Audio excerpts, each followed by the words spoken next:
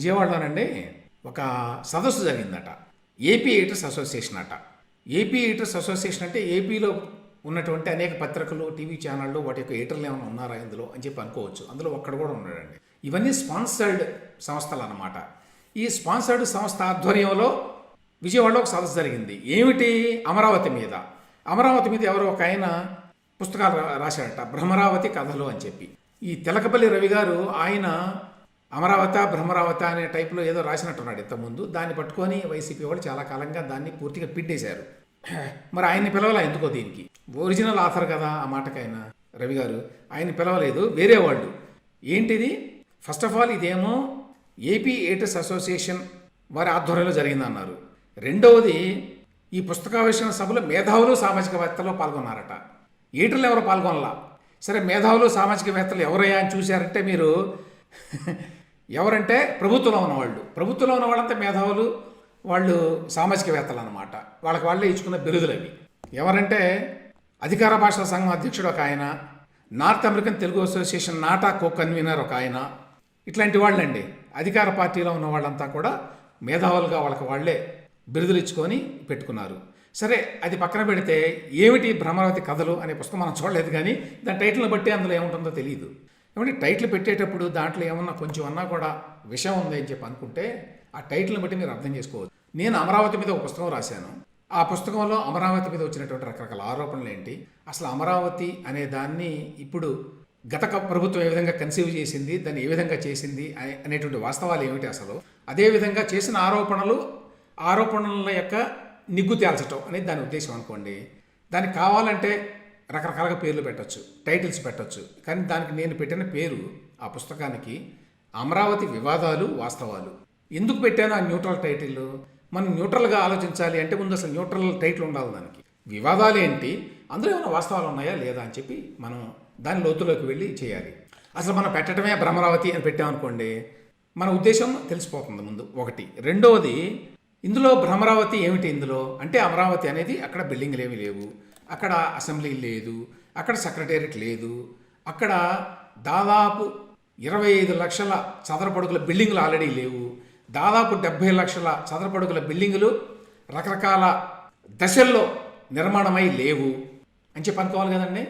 కళ్ళున్న కవివతికి కూడా తెలుస్తుంది అక్కడ అన్ని బిల్డింగులు ఉన్నాయని, అక్కడే అసెంబ్లీ జరుగుతోందని, అదే అసెంబ్లీలో జగన్మోహన్ రెడ్డి ప్రభుత్వం ఇప్పటికీ అనేక సెషన్స్ పెట్టిందని, అదే ఆయన కట్టినటువంటి సెక్రటేరియట్లోనే గత 4.5 సంవత్సరాలుగా ఈ చాతగాని వైఎస్ఆర్సీపీ ప్రభుత్వం తన యొక్క ప్రభుత్వాన్ని నడుపుతోంది అని, అక్కడే అందరూ సెక్రటరీస్ అందరూ కూర్చుంటున్నారని, అక్కడే దాదాపు 4,000 మంది సచివాలయ అధికారులు అందరూ కూర్చుని పనిచేస్తున్నారు అని ఈ విషయం అందరూ తెలిసిందే కదండి. అక్కడే హైకోర్టు పనిచేస్తుందని, అక్కడే న్యాయమూర్తులు అందరూ కూర్చున్నారని అందరూ తెలుసు కదా. అందులో భ్రమరావతి ఏమిటి గ్రాఫిక్స్ ఏమిటి అందులో? అయినా పచ్చి అబద్ధాలని ఏ స్థాయిలో ప్రచారం చేయగలిగారు అనేది ఇట్ రిక్వైర్స్ స్టడీ అండి, అధ్యయనం చేయాల్సిన విషయం. కళ్ళ ముందు కనిపిస్తున్నా కూడా దానిని లేదు అని చెప్పి భ్రమింపజేయగల capacity not only for YSRCP, ఈ వైఎస్ఆర్సీపీ వెనక నిలబడి వైఎస్ఆర్సీపీ స్పాన్సర్డ్ అసోసియేషన్లు, ఇట్లాంటి సంఘాలు, ఇట్లాంటి సదస్సులు, వీళ్ళంతా వ్యక్తులు, గవర్నమెంట్లో ఉన్న వ్యక్తులు, పదవులు తీసుకుని ఉన్న వ్యక్తులు మాట్లాడడాన్ని బట్టి అర్థం చేసుకోవచ్చండి మన సమాజం అసలు ఏ స్థాయికి దిగజారిపోయింది అంటానికి. అరే, కళ్ళ ముందు కనిపిస్తుంది కదా అసెంబ్లీ, కళ్ళ ముందు కనిపిస్తుంది కదా హైకోర్టు, కళ్ళ ముందు కనిపిస్తుంది కదా సెక్రటేరియట్ బిల్డింగు, కళ్ళ ముందు కనిపిస్తున్నాయి కదా సిఆర్డీ కోసం కట్టిన బిల్డింగులు, కళ్ళ ముందు కనిపిస్తున్నాయి కదా 34,000 ఎకరాలు రైతుల దగ్గర నుంచి సేకరించినవి. అయినా కూడా భ్రమరావతి అనే అంటాం, దాని మీద కథలు రాస్తాం. సింగపూర్ అంటాం, ఎవరికేం అర్థం కాదు కదా. Singapore master plan కాజేశారు.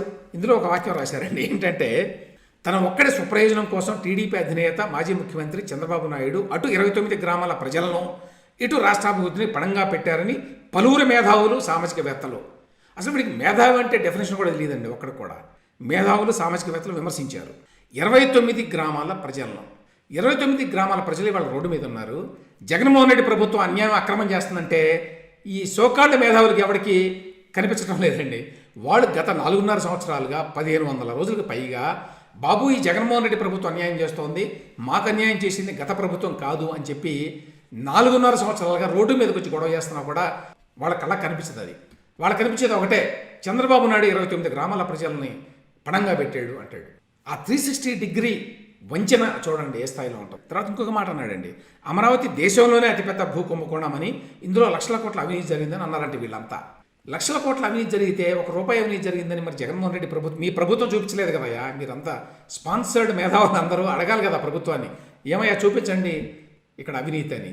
First of all అవినీతి ఎక్కడ జరుగుతుందండి? ఒక కాంట్రాక్ట్లో జరుగుతుంది. ప్రభుత్వ భూమిని ప్రైవేట్ వ్యక్తులకు ఇస్తే జరుగుతుంది. జగన్మోహన్ రెడ్డి గారు ఏ విధంగా అయితే సిద్ధి సాయి ఎలక్ట్రికల్స్ ఇట్లాంటి పేర్లతోటి ఈ పంప్డ్ స్టోరేజ్ ప్రాజెక్టులు అనే పేరుతోటి దాదాపు 80,000 ఎకరాలు ఇచ్చారని ఇప్పటిదాకా అంచనా అండి. అసలు బయటికే రావట్లేదు. జీవోలు బయటికి రావు కదా. జీవోలు బయటికి రావాలని ఒక్క మీద అడగడం. జీవోలు బయట ఉండాలయ్యా, ప్రజలకు తెలియాలి ప్రజల ఆస్తి అని. ప్రజల ఆస్తిని దాదాపు 80,000 ఎకరాలని రకరకాల ప్రాజెక్టుల పేరుతోటి ప్రభుత్వం వాళ్ళ బినామీలకు ఇచ్చుకుంది. ఇప్పుడు దానిని మనం లక్షల కోట్లు అవినీతి జరిగింది అని అంటాం దాన్ని. ఇక్కడ అమరావతిలో నేను ఇంతకుముందు కూడా చెప్పాను, ఎవరి ఆస్తుల్ని ప్రభుత్వం ఇచ్చింది? ప్రభుత్వం తన ఆస్తుల్ని ఎవరికైనా ఇచ్చిందా? చంద్రబాబు నాయుడు అందులో 1 ఎకరమో 10 ఎకరాలో 100 ఎకరాలు తీసుకున్నాడా? ప్రభుత్వం అనుకున్నటువంటి భూమిని లేదు.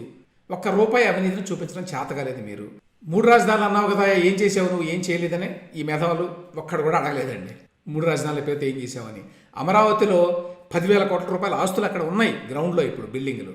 వాటిని నువ్వు సర్వనాశనం చేస్తున్నావు, వాటిని ప్రభుత్వ అవసరాల కోసం ఉపయోగించడం లేదు అనే ప్రశ్న ఒక్కటి కూడా వేయలేదండి. అది వీళ్ళ గొప్పతనం. రేపు కనుక వేరే ప్రభుత్వం అధికారంలోకి వస్తే అమరావతిలో ఈ విధంగా సర్వనాశనం చేసి ప్రభుత్వ ధనాన్ని, ప్రభుత్వ ఆస్తుల్ని ఈ విధంగా మీరు మురుగుంటలో పోసినటువంటి పన్నీరులాగా ఎట్లా వృధా చేశారు, చేసి ఖజానాకు నష్టం కలిగించారు, ప్రభుత్వ ఖజానాకు అని రేపు కేసు పెట్టడానికి కూడా అవకాశాలు ఉన్నాయండి. బోల్డని కేసులు వస్తాయి చూడండి మీరు అమరావతి వ్యవహారంలో. వేరే ప్రభుత్వం కనుక వస్తే, అందువల్లే వేరే ప్రభుత్వం రాకుండా అన్ని శక్తియుక్తులు ఉపయోగిస్తున్నారు. అందులో భాగమే ఇటువంటి మీటింగులు పెట్టి ఏదో విధంగా మళ్ళీ రావాలి. రాకపోతే వీళ్ళు చేసినటువంటి అరాచకాలు, అక్రమాలు అన్నీ కూడా మొత్తం అసలు కొన్ని వేల అక్రమాలు ఉంటాయండి. అవన్నీ బయటపడతాయనేటువంటి భయంతో వీళ్ళు ఏదో విధంగా మళ్ళీ అధికారంలోకి రావాలి అని చెప్పి విశ్వ ప్రయత్నం చేస్తున్నారు.